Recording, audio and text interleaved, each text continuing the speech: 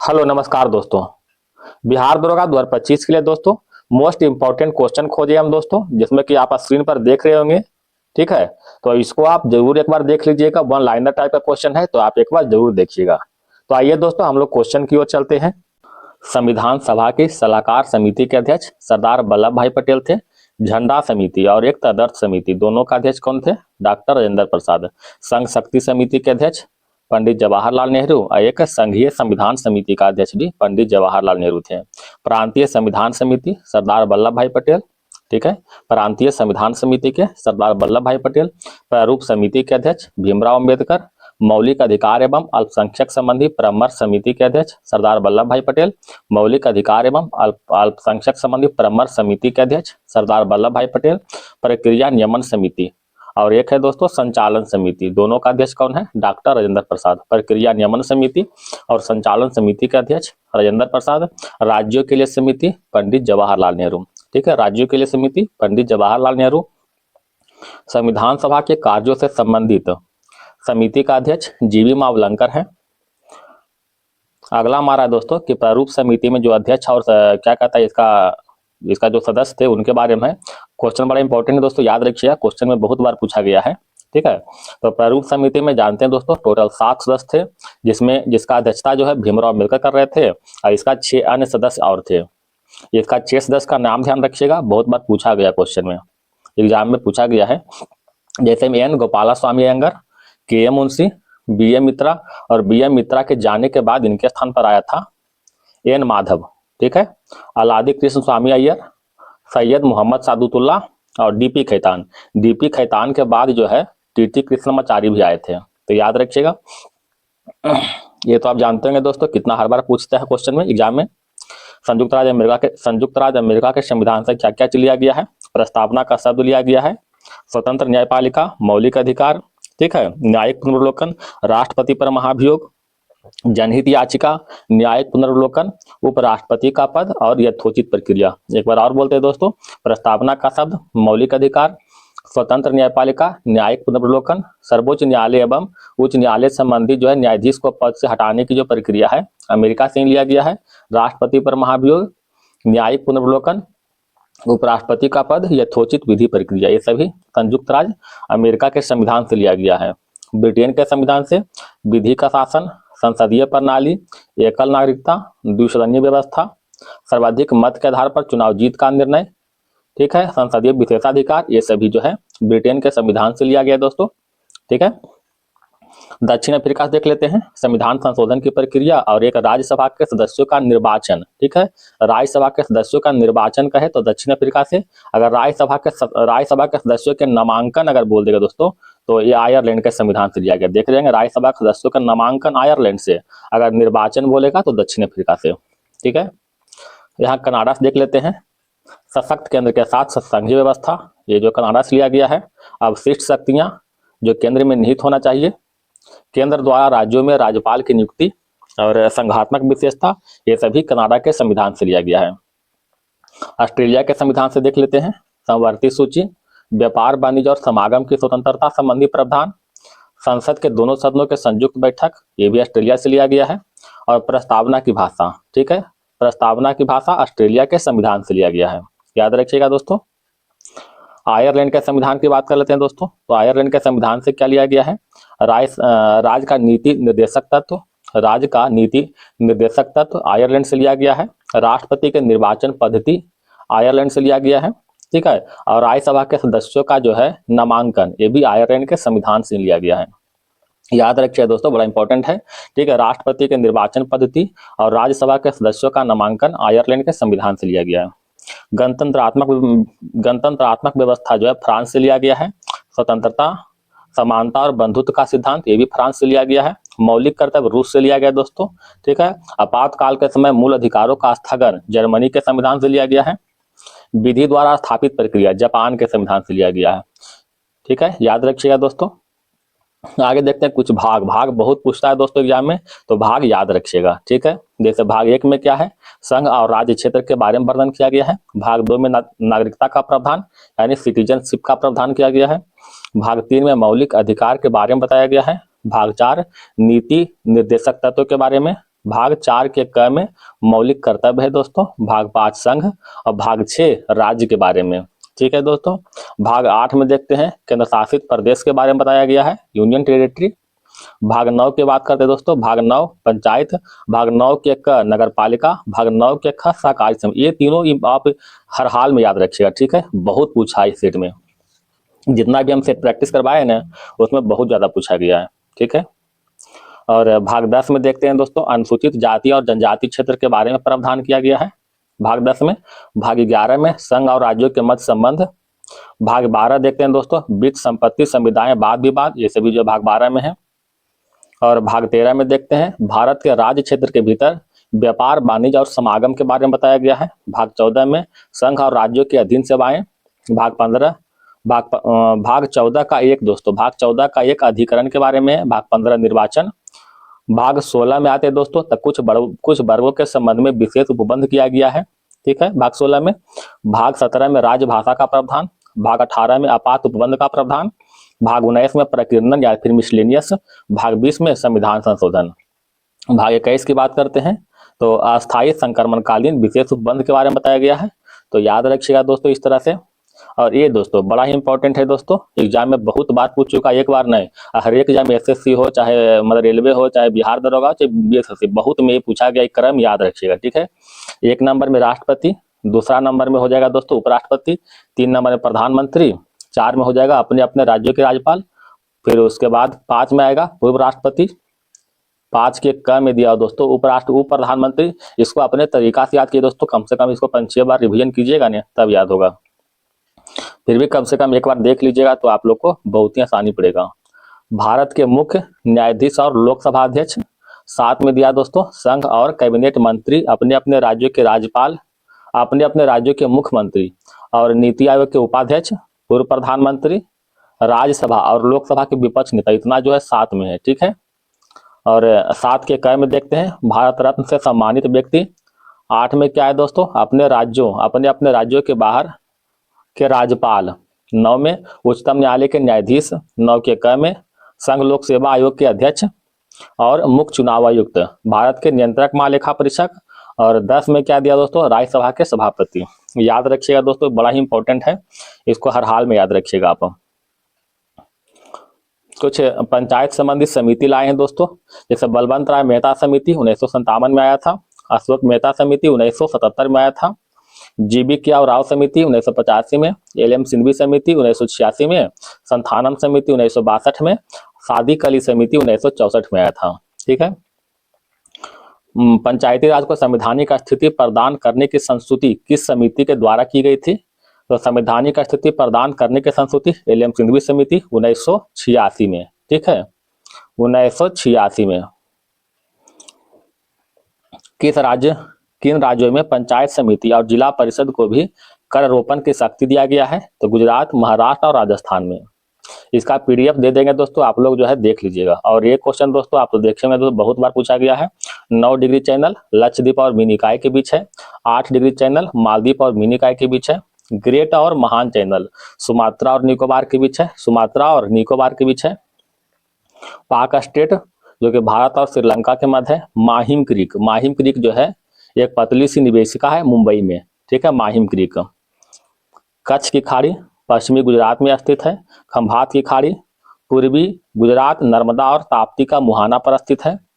लक्षद्वीप सागर कहाँ है? लक्षद्वीप और मालाबार के तट के मध्य है। मन्नार की खाड़ी दक्षिण पूर्वी तमिलनाडु और श्रीलंका के मध्य है। कोको स्टेट कोको द्वीप और उत्तरी अंडमान के मध्य है। ठीक है, याद रखिएगा दोस्तों, कुल इंपॉर्टेंट हम जो है जितना भी सेट देखें दोस्तों, उसमें जो क्वेश्चन आया है अधिकांशतः उसके आधार पर हम ये सभी उठाए हैं। डंकन पास दक्षिणी अंडमान और लघु अंडमान के मध्य है। 10 डिग्री चैनल अंडमान और निकोबार के मध्य स्थित है। 10 डिग्री चैनल। ठीक है, और ये आपको दोस्तों ये भी मतलब अधिकांशतः सेट में पूछा गया है। इसको आप जो है मैथ के आधार पर एक बार रिकॉल कर लीजिएगा। ठीक है, इसमें कुछ जो मेन इंपॉर्टेंट है जो सेट में आया था दोस्तों, उसको हम इसे बताते हैं। जैसे किश्तवाड़ हो गया, दच्चीग्राम, ठीक है, सिटी फॉरेस्ट, ये सभी कहाँ है? जम्मू कश्मीर में स्थित है। हेमिस, ये बड़ा इंपॉर्टेंट है दोस्तों, हेमिस कहाँ है? लद्दाख में स्थित है। एक है दोस्तों खीर गंगा, बृहद हिमालय। ठीक है, और एक है दोस्तों पीन घाटी, ये सभी कहाँ? पीन घाटी, खीर गंगा और बृहद हिमालय हिमाचल प्रदेश में है। जिम कार्बेट गंगोत्री गोविंद पशु विहार ये सभी उत्तराखंड में है। नंदा देवी राजा जी नेशनल पार्क ये सभी कहाँ है, उत्तराखंड में स्थित है। अगर हम मेघालय में आते हैं दोस्तों, तो मेघालय में क्या बालफक्रम हो जाएगा, नौकुरेक, ये दोनों कहाँ है, मेघालय में। बिहार की बात करते हैं तो वाल्मीकि टाइगर रिजर्व बिहार में स्थित है। सिक्किम की बात करते हैं तो कंचनजंगा सिक्किम में है। असम की बात करते हैं दोस्तों, तो यहाँ से बहुत क्वेश्चन आ रहा है, इसको आप याद रखिएगा पूरा पूरा। डिब्रू साइखोवा, काजीरंगा, मानस, ठीक है, नमेरी, ओरांग ये सभी कहाँ है, असम का राष्ट्रीय उद्यान है। नागालैंड की बात करते हैं दोस्तों, तो इटांकी नेशनल पार्क कहाँ है, नागालैंड में है। मणिपुर की बात करते हैं तो केबुल लमजाओ और सिरोही, केबुल लमजाओ और सिरोही मणिपुर में है। मिजोरम की बात करते हैं तो मुरलेन और एक दो दोस्तों ब्लू माउंटेन, ये कहाँ है, मिजोरम में है। ठीक है, इस तरह से आप एक बार देख लीजिएगा दोस्तों पूरा। ठीक है, आगे बढ़ते हैं। और रिवर तो आपको मालूम है दोस्तों कितना इंपॉर्टेंट है, खासकर ये कहाँ से उद्गम होता है, एक सहायक नदी। ठीक है, इसको आप एक बार जरूर देखिएगा। जैसे सिंधु नदी का उद्गम जो है तिब्बत के मानसरोवर से होता है। ठीक है, तिब्बत के मानसरोवर से। इसका सहायक नदी कौन दोस्तों, सतलज, ब्यास, रावी, चेनाब, झेलम। ठीक है, चू, श्योक और सिगार, गिलगित ये सभी जो है सिंधु के सहायक नदी है। अगर हम सतलज की बात करते हैं दोस्तों, तो इसका उद्गम जो है मानसरोवर के निकट जो है राकसताल झील से होता है। ठीक है, इसका सहायक नदी दोस्तों सिप्ती हो जाएगा, बपासा और ब्यास, सिप्ती, बसपा और ब्यास जो है सहायक नदी है। झेलम नदी की बात करते हैं तो ये कश्मीर के बैरीनाग झरने से निकलता है। ठीक है, और इसका सहायक नदी किशन गंगा, लिदार, पूछ ये सभी जो है झेलम की सहायक नदी है। ठीक है, चेनाब की बात करते हैं दोस्तों, तो इसका उद्गम जो है लाहुल में बारालाचा के निकट चंद्रा और भागा से होता है। ठीक है, चंद्रा और भागा से होता है। इसके सहायक नदी रावी, चंद्रा और भागा। ठीक है, चंद्रा और भागा दो नदी है, इसी से उद्गम होता है चेनाब नदी। रावी की बात करते हैं दोस्तों, तो यह जो है कांगड़ा जिले के हिमालय के रोहतांग दर्रे से निकलता है। और ये इसका सहायक नदी कौन है, रावी का चेनाब नदी इसका सहायक नदी है। ब्यास नदी का उद्गम दोस्तों रोहतांग दर्रे से होता है। गंगा नदी का उद्गम जो है गोमुख से होता है। ठीक है, ये बड़ा इंपॉर्टेंट है दोस्तों, याद रखिएगा। अलकनंदा, भागीरथी, रामगंगा, यमुना, गोमती, घाघरा, गंडक, कोसी ये सभी जो है गंगा की सहायक नदी है। यमुना भी याद रखिएगा दोस्तों, यमुना जो है बंदरपुर के पश्चिमी ढाल पर यमुनोत्री से निकलता है। इसके सहायक नदी चंबल, केन, टोंस और बेतवा। ठीक है, ये सभी जो है यमुना की सहायक नदी है। गोमती की बात करते हैं दोस्तों, तो इसका उद्गम जो है उत्तर प्रदेश के पीलीभीत जनपद से होता है। घाघरा की बात करते हैं तो पश्चिम में माप चुचुंगो हिमनत से होता है। ठीक है, गंडक की बात करते हैं दोस्तों, तो तिब्बत नेपाल सीमा पर धौलागिरी पर्वत से होता है। कोसी की बात करते हैं तो गोसाई थान चोटी से होता है। ठीक है, गोसाई थान चोटी से। चंबल की बात करते हैं दोस्तों, तो जाना पाओ पहाड़ी से होता है मध्य प्रदेश में। इसका सहायक नदी याद रखिएगा, पूछता है दोस्तों सहायक नदी में काली सिंध, तीस्ता, पार्वती, बनास, छिपरा, दूधी नदी ये सभी जो है चंबल की सहायक नदी है। बेतवा की याद रखिएगा दोस्तों, इसका जो उद्गम कहाँ से होता है, विंध्य पर्वतमाला से होता है। केन का उद्गम जो है कैमूर पहाड़ी से होता है। और सोन नदी का उद्गम जो है अमरकंटक पहाड़ी से होता है। ठीक है, दामोदर की बात करते हैं दोस्तों, तो इसका उद्गम छोटानागपुर के पठार पलामू जिले से होता है, पलामू से होता है। और ब्रह्मपुत्र की बात करते हैं दोस्तों, ये बड़ा इंपॉर्टेंट है दोस्तों, याद रखिएगा इसको। ठीक है, मानसरोवर के निकटतम जो है चेंगयुम डुंग हिमनत से होता है। इसका सहायक नदी दिबांग, लोहित, सुबनसिरी। ठीक है, दिबांग, लोहित, सुबनसिरी। गोदावरी नदी की बात करते हैं दोस्तों, तो इसका उद्गम जो है पश्चिमी घाट के त्र्यंबक पहाड़ी से होता है। आशा करते हैं दोस्तों दिखता होगा, लेकिन थोड़ा सा महीन महीन में दिखता होगा, थोड़ा सा मैनेज कीजिएगा कुछ समय के लिए। ठीक है, इसका जो है सहायक नदी प्रवरा हो जाएगा पूर्णा, मजरी, बेन गंगा, प्राणहिता, इंद्रावती। ठीक है, सबरी ये सभी जो है गोदावरी की सहायक नदी है, याद रखिएगा। कृष्णा का उद्गम महाबलेश्वर के पश्चिमी घाट से होता है। इसका भी सहायक नदी याद रखिएगा आप लोग, तुंगभद्रा, कोयना, घाटप्रभा, मालप्रभा, भीमा। ठीक है, कावेरी के उद्गम जो है कर्नाटक के ब्रह्मागिरी पहाड़ी से होता है। इसका भी आप लोग जो है सहायक नदी याद कीजिएगा। नर्मदा का उद्गम जो है अमरकंटक की पहाड़ी से होता है। ठीक है, और ताप्ती का उद्गम है दोस्तों, ताप्ती का उद्गम कहाँ से, मध्य प्रदेश के बैतूल जनपद से होता है। महानदी का उद्गम मध्य प्रदेश के रायपुर जनपद से होता है। ठीक है, याद रखिएगा दोस्तों। हालांकि महानदी के सहायक नदी बड़ा इंपॉर्टेंट है दोस्तों, याद रखिएगा ये भी। ठीक है, इसका सहायक नदी क्या हो जाएगा दोस्तों, तेल हो जाएगा, जोक, ब्राह्मणी। ठीक है, कोयली, शंख ये सभी जो है याद रखिएगा आप लोग। क्वेश्चन नंबर बढ़ते हैं दोस्तों आगे। ठीक है, कुछ कृषि संबंधित कुछ क्रांति है दोस्तों, ये पूछा गया बहुत बार सेट में। जैसे हरित क्रांति का संबंध खाद्यान्न उत्पादन से है, सुनहरी क्रांति का संबंध फल और बागवानी उत्पादन से है, ठीक है, फल सब्जी बागवानी उत्पादन से। और श्वेत क्रांति का संबंध दूध उत्पादन से। कृष्ण क्रांति का संबंध पेट्रोलियम से है या फिर खनिज तेल से। नीली क्रांति का संबंध मछली से है, ठीक है। गोल क्रांति का संबंध आलू से। भूरी क्रांति का संबंध उर्वरक से। पीली क्रांति तिलहन से। रजत क्रांति अंडा उत्पादन से। इंद्रधनुषी क्रांति जो है कृषि के समग्र क्रांति से है, ठीक है, कृषि के संबंधित समग्र क्रांति से इंद्रधनुषी क्रांति है। अमृत क्रांति का संबंध नदी जोड़ो परियोजना से है। सदाबहार क्रांति कृषि के उत्पादन को दुगना करना, ठीक है। गुलाबी क्रांति प्याज उत्पादन झींगा मछली से। लाल क्रांति मांस और टमाटर के उत्पादन से। याद रखिएगा दोस्तों, ठीक है। इसमें कुछ कुछ क्रांति जो टिक मारा हो दोस्तों विशेष तौर पर याद रखिएगा। जैसे गुलाबी क्रांति झींगा मछली से और प्याज के उत्पादन से। एक है दोस्तों सदाबहार क्रांति, ठीक है, ये कृषि के उत्पादन में दुगना करने से है। एक इंद्रधनुषी क्रांति जो कि कृषि और समग्र क्रांति से। एक है दोस्तों अमृत क्रांति, ठीक है, ये जो क्या है नदी जोड़ो परियोजना से संबंधित है। अमृत क्रांति नदी जोड़ो योजना से। ये लास्ट वाला याद रखिएगा दोस्तों विशेष तौर पर। अंतरराष्ट्रीय सीमा रेखा देखते हैं दोस्तों, बहुत बार पूछा गया दोस्तों। जैसे में डुरंड रेखा है, पाकिस्तान और अफगानिस्तान के मध्य स्थित है, ठीक है। मैकमोहन रेखा जिसका कि निर्धारण 1914 में हुआ था, ये भारत और चीन के बीच सीमा रेखा है। रेड क्लिफ रेखा भारत और पाकिस्तान के बीच है, निर्धारण 1947 में हुआ था, सर सिरिल रेड क्लिफ के द्वारा हुआ था, ठीक है। हिंडनबर्ग रेखा जो कि जर्मनी और पोलैंड के बीच स्थित है।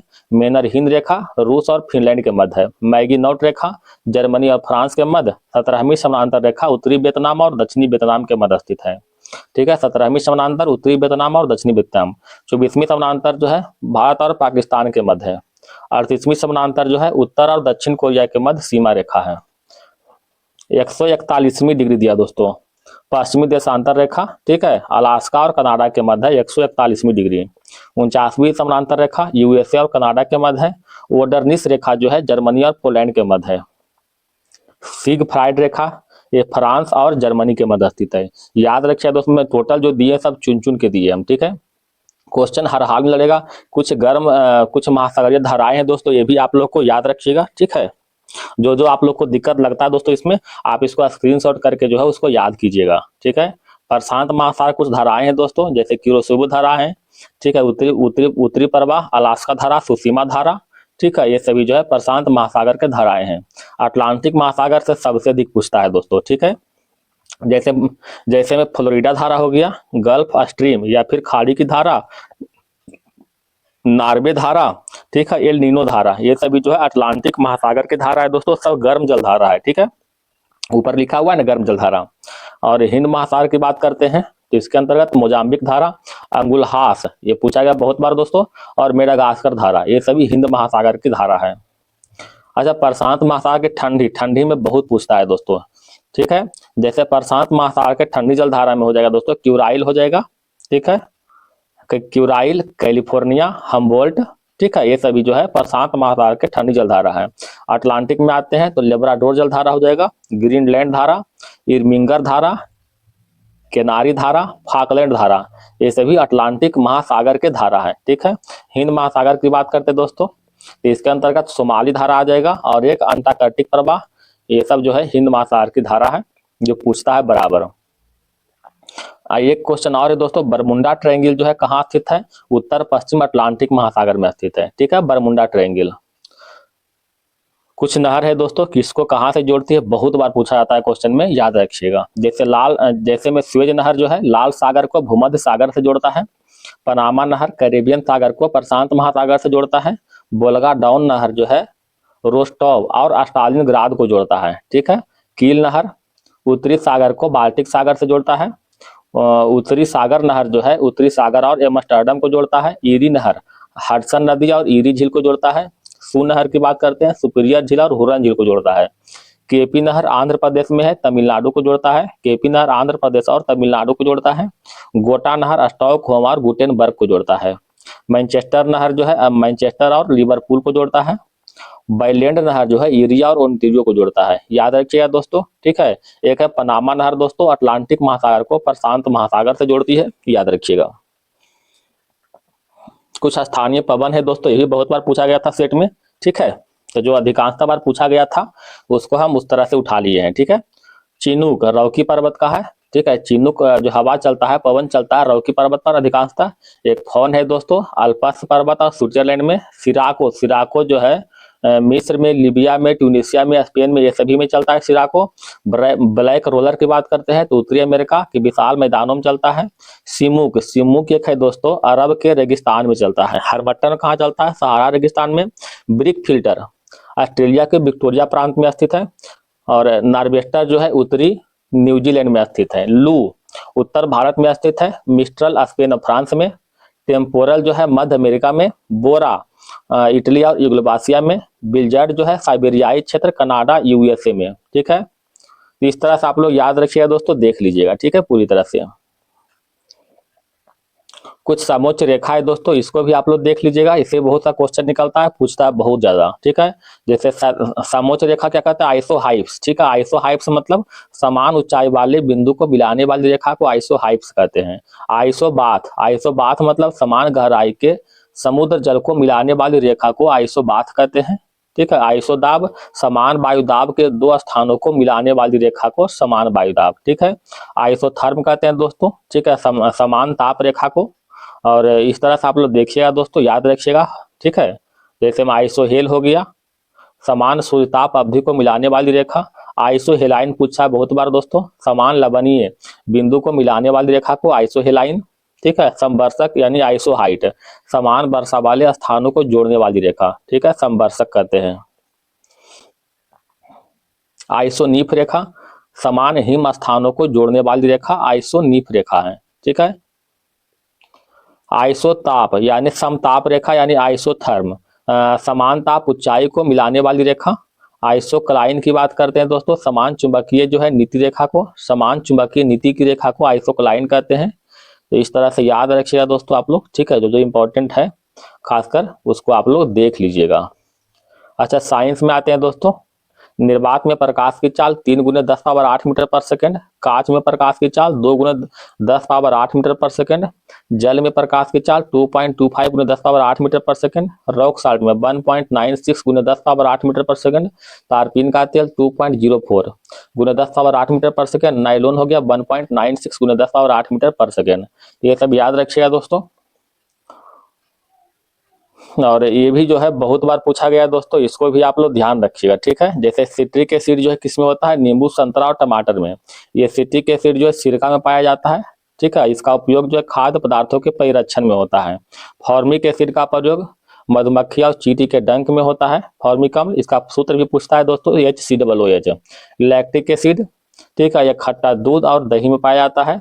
और एस्कार्बिक एसिड का आंवला, पपीता और ब्रोकली में एस्कार्बिक एसिड, ठीक है।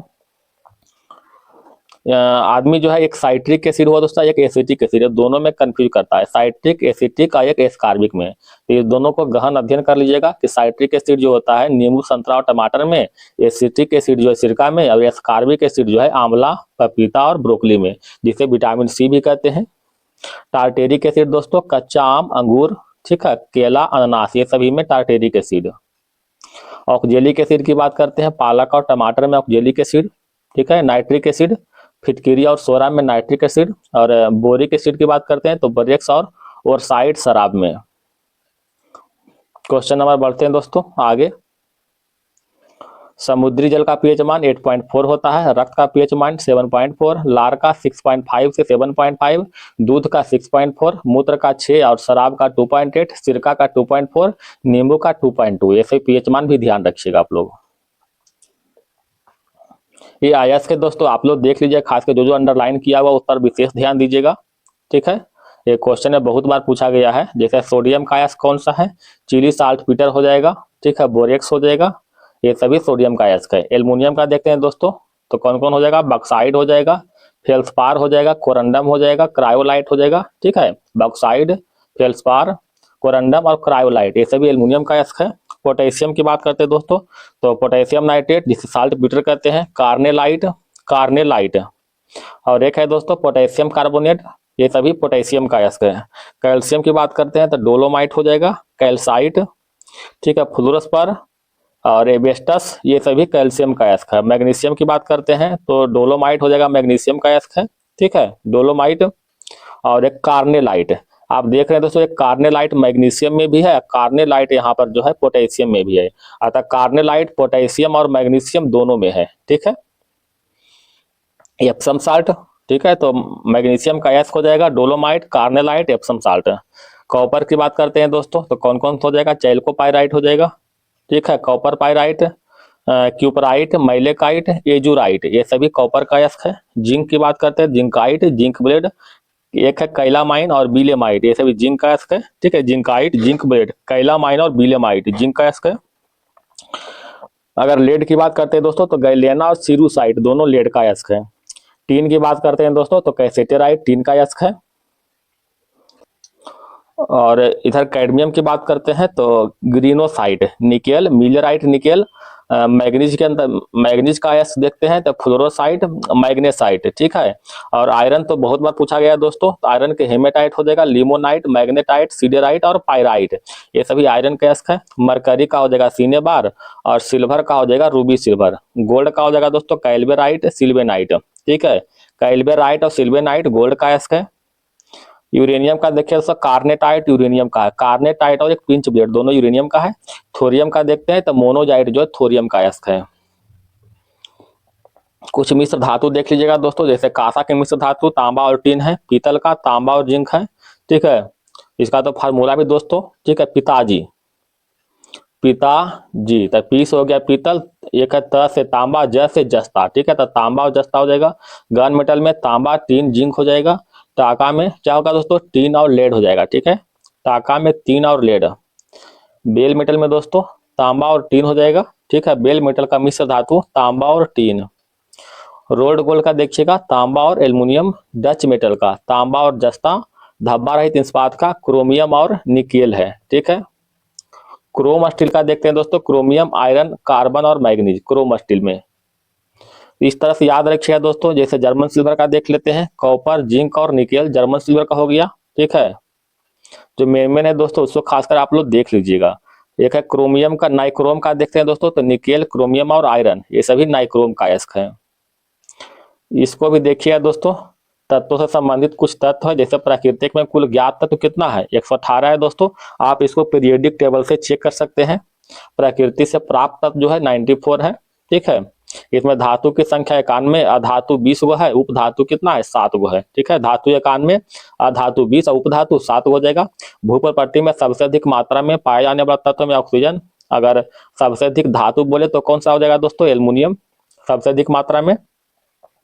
सबसे हल्का तत्व हाइड्रोजन, सबसे भारी तत्व ओस्मियम, सबसे हल्की धातु तत्व दोस्तों लिथियम हो जाएगा, ठीक है। द्रव धातु तत्व पारा हो जाएगा, द्रव अधातु तत्व में ब्रोमीन हो जाएगा, ठीक है। और विद्युत का सबसे अच्छी सुचालक में चांदी, और विद्युत के सुचालक अधातु तत्व में ग्रेफाइट हो जाएगा। सबसे अधिक आघात वर्धनीय वाला तत्व सोना हो जाएगा।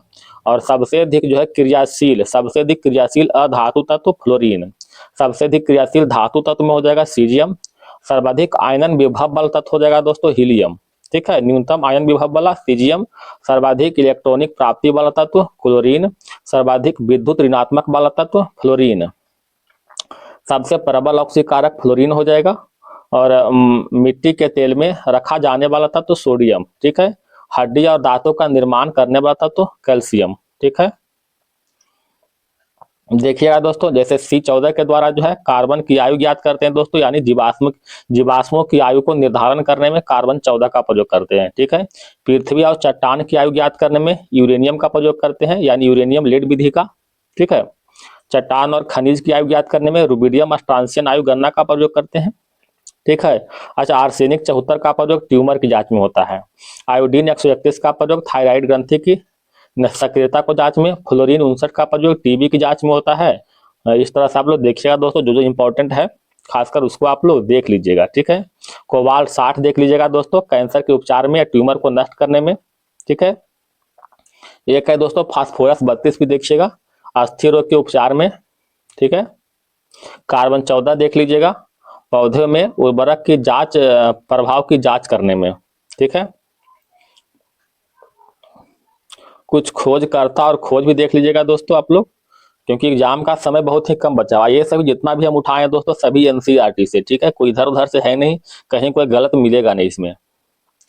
अच्छा, इलेक्ट्रॉन की खोज ये थॉमसन ने किया था, न्यूट्रॉन की खोज चैडविक ने किया था, पॉजिट्रॉन की खोज एंडरसन ने, परमाणु क्रमांक मोजले, और द्रव संरक्षण का नियम लेबोजियर, ठीक है, गुणित अनुपात का नियम डाल्टन ने किया था, सापेक्षता का सिद्धांत आइंस्टीन ने, द्रव ऊर्जा का संबंध आइंस्टीन ने, गैसों का विसरण नियम ग्राहम, चार्ल्स का नियम चार्ल्स दिया था, आधुनिक आवर्त सारणी मोजले, त्वरित का नियम डुबराइनर ने दिया था, क्वांटम सिद्धांत मैक्स प्लांक, आवर्जन सिद्धांत पाउली ने दिया था, तरंग यांत्रिकी सिद्धांत डी ब्रॉगली ने दिया था, क्रमिक रचना नियम का सिद्धांत अफवाहू ने दिया था, ठीक है, कृत्रिम रेडियो सक्रियता जूलियट ने, वर्ग विस्थापन का नियम सोडी ने, एक है दोस्तों तनुता का नियम ओस्टबाल ने, विद्युत अपघटन का नियम फराडे, सहसंयोजकता का नियम लुइस, पीएच मापक्रम सोरेनसन ने दिया था, आवर्त सारणी का नियम मेंडलीफ ने दिया था, ठीक है, अष्टक का नियम न्यूलैंड ने दिया था,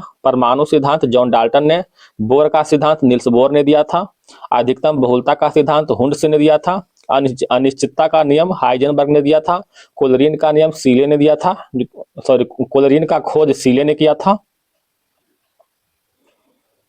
रेडियो सक्रियता की खोज हेनरी बेकरल ने, समस्थानिक की खोज सौडी ने, भारी जल का खोज यूरे ने किया था दोस्तों, एक है दोस्तों हीलियम का खोज लौकियर ने, ऑक्सीजन की खोज प्रिस्टले और सीले ने, सोडियम की खोज डेबी ने, पोटेशियम डेबी, रेडियम जो है क्यूरी, ठीक है मैडम क्यूरी,